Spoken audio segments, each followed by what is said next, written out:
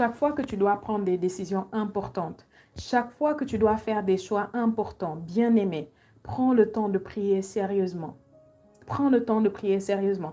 J'ai pitié des gens parfois qui doivent se marier, ok? Tu dois te marier, tu dois faire le choix du conjoint et tout ce que tu fais, c'est dire aux autres, priez pour moi. Je suis en train de voir, est-ce que c'est la bonne personne? Bien sûr, c'est bien pour toi de dire aux gens qui sont peut-être tes leaders dans la foi, de prier pour toi et ils ont le devoir de le faire, ils le feront, mais ça ne suffit pas.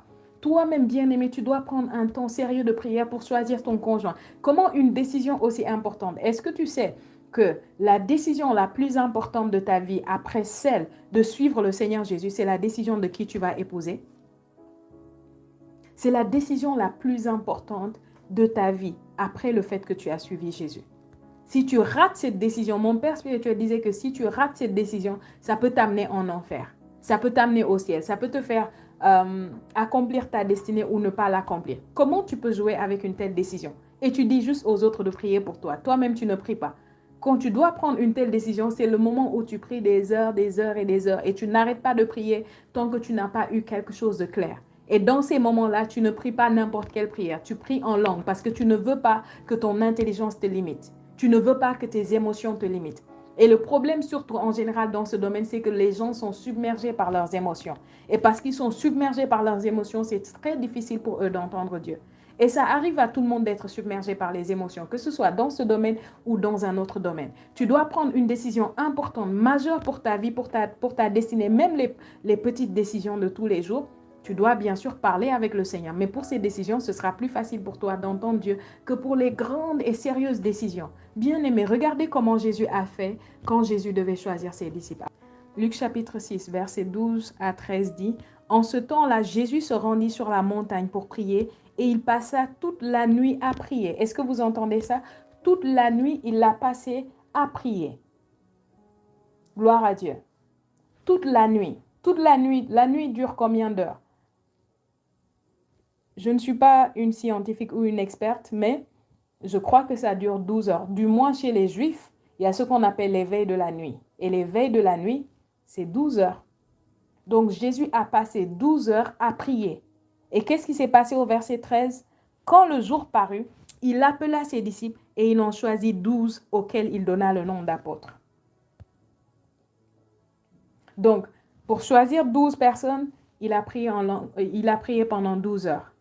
Je ne pense pas qu'il a fait spécifiquement 1 heure pour chaque personne, mais je crois qu'il a prié pendant 12 heures et en priant ainsi, l'Esprit de Dieu a dirigé son cœur vers les bonnes personnes.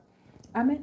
Prends ça au sérieux. Les décisions importantes, moi, à chaque étape de ma vie, chaque saison de ma vie où j'avais des décisions importantes à faire, je ne me fiais pas à juste j'ai entendu, ou je sens, ou je pense que, ou je... Non, quand j'ai des décisions importantes à prendre, je m'enferme, parfois des jours, parfois des semaines où je ne fais que prier. Et je ne sors pas de là et je ne prends pas de décision tant que ce n'est pas clair et net pour moi ce que Dieu veut, ce que Dieu est en train de me dire. Et plus je me sens submergée par les émotions, plus je me sens submergée par la pression, plus je sais que je dois prier. Donc ne prends pas des décisions juste parce que tu es sous pression. Ne prends pas des décisions juste parce que tout le monde est en train de te dire, vas-y, qu'est-ce qu'on doit faire? Dis-nous. Si c'est très important, prie sérieusement. Prie sérieusement et prie en langue. Amen. Quand tu vas beaucoup prier en langue, tu vas passer beaucoup d'heures à prier en langue, tu vas voir que tu prends de plus en plus les bonnes décisions. Même dans le domaine des finances, d'accord? Peut-être tu es là, tu es un investisseur, tu es quelqu'un qui investit. Tu mets de l'argent ici pour que ça te rapporte. Avant de décider, on t'a proposé un business, on t'a proposé un plan qui semble intéressant. Ne fonctionne pas juste comme un homme ordinaire.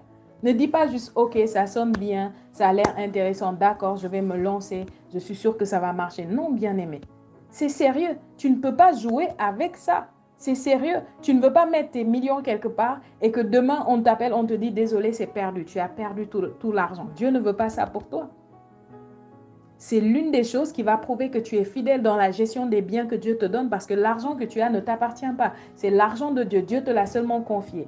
Mais quand tu vas prendre au sérieux le fait que là où tu mets ton argent, ça doit produire, ça doit être là où Dieu te dit de le mettre, parce que parfois, ce n'est pas juste le fait que est-ce que ça va produire, ça doit être là où Dieu te dit de mettre. Bien sûr, si Dieu te dit de mettre là-bas, ça va produire.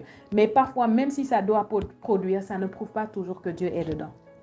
Amen. Tu pries sérieusement. On t'a dit investis dans ce business, cette affaire. C'est pressé. Si tu n'investis pas, d'ici demain, ce sera bouclé. Tu ne pourras pas. Ok, au moins passe toute la nuit à prier. Prie. Prie en langue sérieusement. Dis Seigneur, voici ce deal qu'on m'a proposé. Je ne sais pas réellement qu'est-ce que tu en penses, qu'est-ce que je dois faire. Et prie, prie, prie, prie. Prie jusqu'à ce que le tout dans ce genre de cas, quand tu dois prendre une décision, le tout, c'est pas de prier. C'est pas de dire je vais prier pendant 5 heures, 10 heures ou 12 heures. Non, non. C'est de dire je vais prier et je ne vais pas m'arrêter jusqu'à ce que j'ai quelque chose de clair dans mon esprit. D'accord? C'est ça.